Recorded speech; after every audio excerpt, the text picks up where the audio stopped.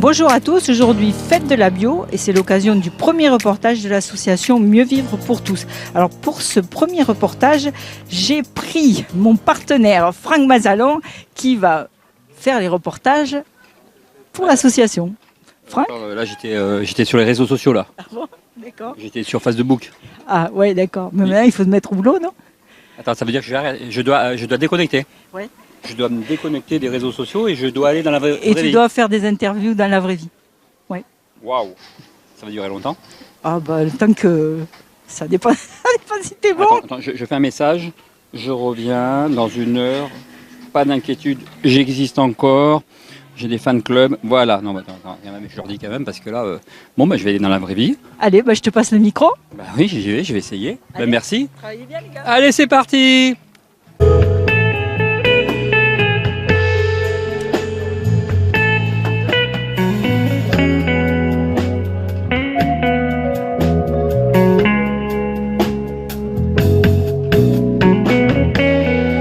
Bonjour Franck. Comment ça va? Ça va et toi? Bah super, rendez-vous annuel. On se voit entre 2 événements, mais là à nouveau, rendez-vous pour Restinclière. Alors dis-moi, c'est quoi cet événement? Alors cet événement, c'est une grande fête bio qu'on organise tous les ans. Donc cette année, c'est la 9e année. Et la spécificité de cette année, c'est qu'on fait la fête bio sur le thème du climat.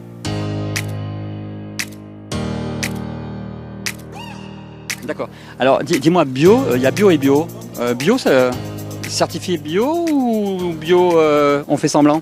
Alors nous, c'est le vrai bio, c'est-à-dire que tous les exposants qui sont ici sont certifiés agriculture biologique pour les producteurs, pour les transformateurs et pour les sites de restauration. On demande les factures pour vérifier que tous les produits soient bio et locaux de préférence.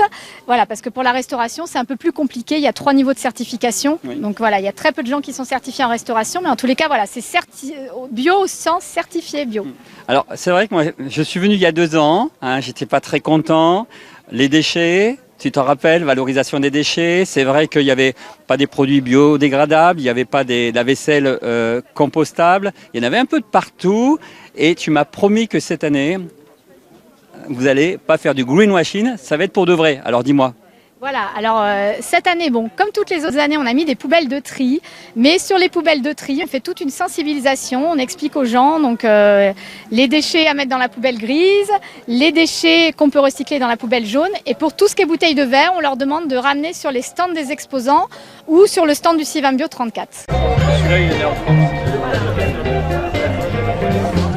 Alors dis-moi, les exposants, ils viennent comme ça ou alors tu leur fais signer une petite charte de éco-responsabilité, c'est-à-dire, vous venez, mais éco-responsable ou pas? Alors on fait effectivement signer une charte d'engagement à chaque exposant qui vient, donc sur différents critères, l'éco-responsabilité, mais aussi tout ce qui est respect des horaires, etc. Du coup sur différents critères. Généralement, ça se passe comment? Ils jouent le jeu ou pas? Eh bien, ils jouent plutôt le jeu. Après, on essaye de remarquer, on a des retours de personnes et dans le cas où les gens ne jouent pas le jeu, on rectifie le tir, on essaye en tous les cas pour les années d'après. Alors là, on est au département, c'est-à-dire que ce matin, il y avait une personne, rappelle-moi, qui avait du département. Alors aujourd'hui, on avait Dominique Nury qui est venu faire l'inauguration, donc qui est élu départemental sur Castelnau-le-Lez, puisqu'il faut rappeler que cette manifestation se fait avec le soutien du département et en partenariat avec la maison départementale de l'environnement. Bon, le département, greenwashing, est-ce que tu sens une volonté du département, réchauffement climatique, changement climatique, est-ce que tu sens une volonté du département d'essayer d'aller de l'avant ou c'est juste de la com et histoire de faire semblant? Eh ben, moi, je sens une vraie volonté du département d'aller de l'avant. Donc déjà, le département, c'est grâce au département qu'on peut organiser cette fête et qu'on fait de nombreuses actions autour de l'agriculture biologique. Et pas plus tard que ce matin, Dominique Nury me disait justement qu'ils font aussi des actions de sensibilisation par rapport aux élus, donc par rapport à tout ce qui est changement climatique, environnement. Donc le fait que savoir que nous, on arrive sur le terrain à sensibiliser les producteurs, mais qu'il y a un relais qui est pris au-dessus par rapport aux élus, on se dit que ça va dans le bon sens.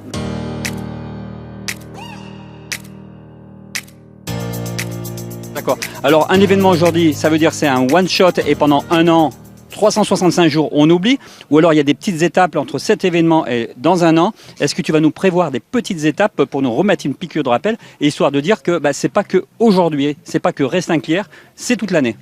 Alors voilà, manger bio et local, c'est toute l'année, c'est pas qu'aujourd'hui. Donc nous, on occupe le terrain, on va dire 365 jours par an.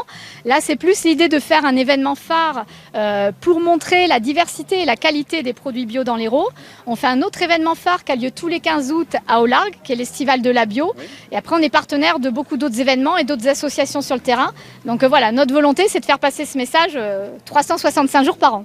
Alors, le bio, c'est bien. On est en plein dans la transition écologique. Dans la transition écologique, on a la valorisation des déchets, on a l'agroécologie, on a la permaculture. On a aussi la mobilité durable. Est-ce qu'il y a une action, par exemple? Alors, est-ce qu'il y a une action peut-être tu ne l'as pas fait cette année, mais est-ce que vous avez essayé d'organiser du covoiturage? C'est-à-dire que les personnes, parce que vous êtes un peu perdus là, alors les gens qui n'ont pas de voiture, comment ils font? Alors les gens qui n'ont pas de voiture, alors ça tombe bien que tu dises ça puisqu'on a mis ça en place cette année. On a proposé sur une plateforme de covoiturage qui s'appelle MoveWiz un covoiturage spécifique pour que les gens puissent covoiturer pour se rendre au domaine départemental de Restinquilière. Parce qu'effectivement, il y a un bus qui arrive jusqu'à Prades-le-Lez, mais après il faut marcher. Il y en a 4 par jour. Et j'ai rencontré beaucoup de Montpelliérains qui n'ont pas de voiture, donc ça c'est un vrai souci. Donc à terme aussi, on a fait une première demande au département cette année pour avoir un bus, une navette qui amène les gens de Montpellier vers le domaine de Restinquilière.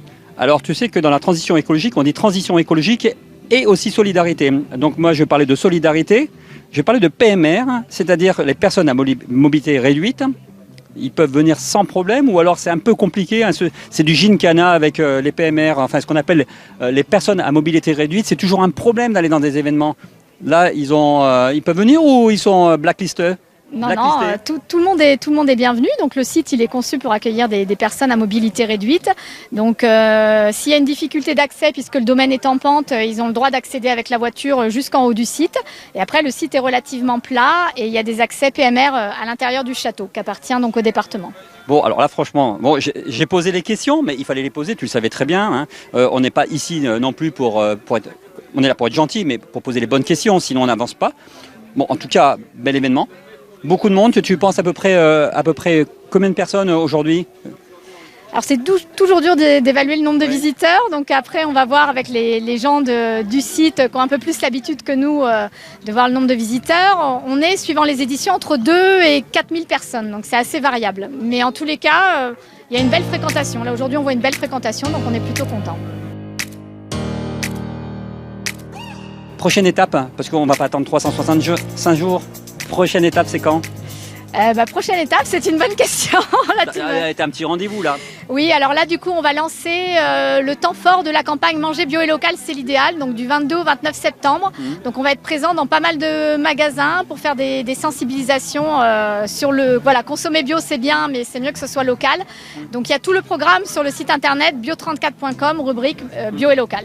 Il y a aussi le Pack de Milan, il y a le Pack de Milan à Montpellier, c'est vrai. Hein, le 7, 8, 9 octobre.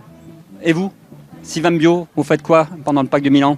Alors on ne fait pas d'action spécifique pendant le pacte de Milan, mais voilà, on va le suivre en tous les cas avec intérêt. Parce que si je me rappelle bien, c'est suite à un projet sur l'agroécologie et sur manger éco-responsable. Et le but, c'est que ces maires signent un pacte pour manger mieux, pour aller sur l'agroécologie, la permaculture, sur des terres agricoles. Nous sommes d'accord, c'est ça? Oui, tout à fait. C'est l'idée du pacte de Milan. Voilà. Après, nous, on suit parce que ça nous intéresse. On suit aussi dans d'autres commissions tout ce qui est préservation des terres agricoles. Donc voilà, c'est des projets qu'on suit. Mais voilà, on n'est pas présent physiquement sur tous les événements. Mais on te voit là-bas, au moins une petite fois. Une petite fois. Bon, merci en tout cas. Merci à toi Franck. Bonne fin de journée, au revoir. Merci, au revoir.